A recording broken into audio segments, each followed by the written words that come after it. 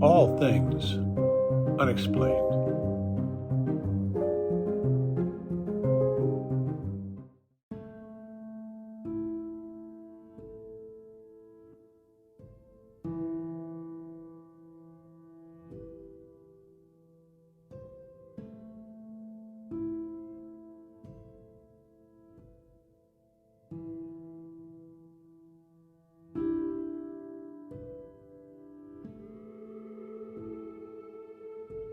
There have been UAP observed and interacting with and flying over sensitive military facilities, particularly, and not just ranges, but some facilities housing our strategic nuclear forces. One such incident allegedly occurred at Malmstrom Air Force Base, in which 10 of our nuclear ICBMs were rendered inoperable. At the same time, a glowing red orb was observed overhead. I'm not commenting on the accuracy of this. I'm simply asking you whether you're aware of it and whether you have any comment on the accuracy of that report. Let me pass that to Mr. Bray, if you've been looking at UAPs over the last 3 years. That data is not within the holdings of the UAP task force. Okay, but are you aware of the report, or that the data exists somewhere? I have heard stories. I have not seen the official data on that. So you've just seen informal stories, no official assessment that you've done or exists within DoD that you're aware of regarding the Malmstrom incident? All I can speak to is, what's within my cognizance of the UAP task force, and we have not looked at that incident. Well, I would say, it's a pretty high-profile incident. I don't claim to be an expert on this, but that's out there in the ether. You're the guys investigating it.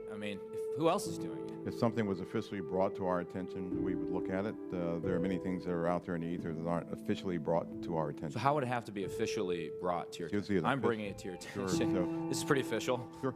So we'll go back and take a look at it, but generally there is some authoritative figure that says there is an incident that occurred. We'd like you to look at this.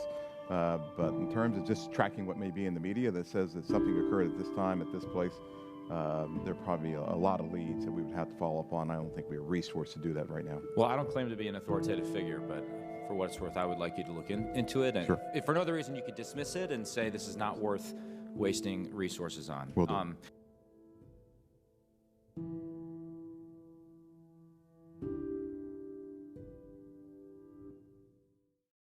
Well, 1967, I was a missile launch officer at Malmstrom Air Force Base, Montana. On March 24th, me and my commander were on duty at what we call Oscar Flight, about 100 miles to the east of Great Falls. Sometime in the evening, we were about 60 feet underground in a hardened capsule.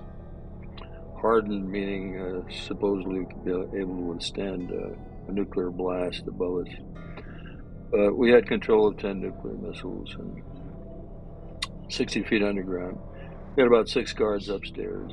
And sometime in the evening, I get the first phone call from my security guard, main security guard upstairs. We call him flight security controller. He's the one that was in charge, really, of the ground level, if you will, security. And he said they'd been seeing some strange lights in the sky, making no noise, flying very fast, stopping on a dime. This is the way he described it. Stopping on a dime, reversing course, making 90-degree turns, noiseless. He said they are not aircraft, sir. And he wanted to report it. I was dumbfounded. And I even said, you mean they're UFOs?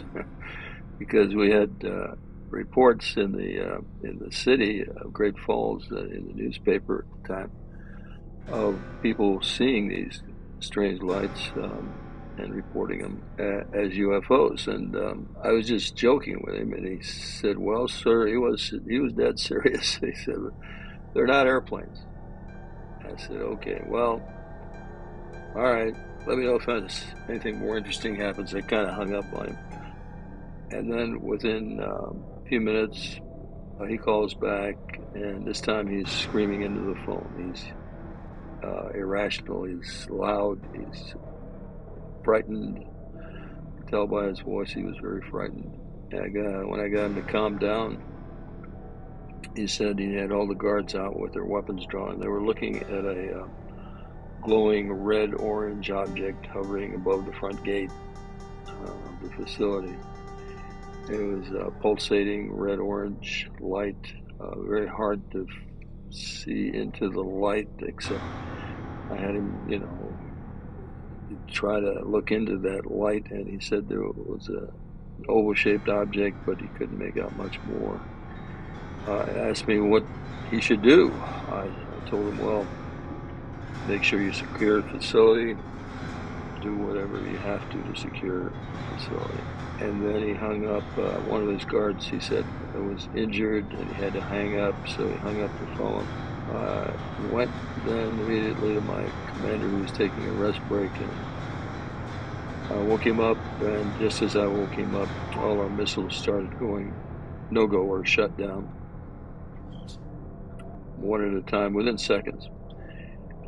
So we went through our procedures, which included him calling the command post. We reported it. We also had two sites, the launch facilities where the missiles are actually located, about a mile or so away, in a kind of a ring around this capsule area, which we call the Launch Control Center. We had incursion lights at two of the facilities. So I called back up, asked the guard if the object was still there. He said no, it had just flown off at high speed. Then I told him about these incursion lights, and then I ordered him to send guards out there. The guards reported back later on. They got close to the sites and saw UFOs hovering over those two sites, and we brought him back. We just wanted to see what was going on, but they did report UFOs over those two sites. So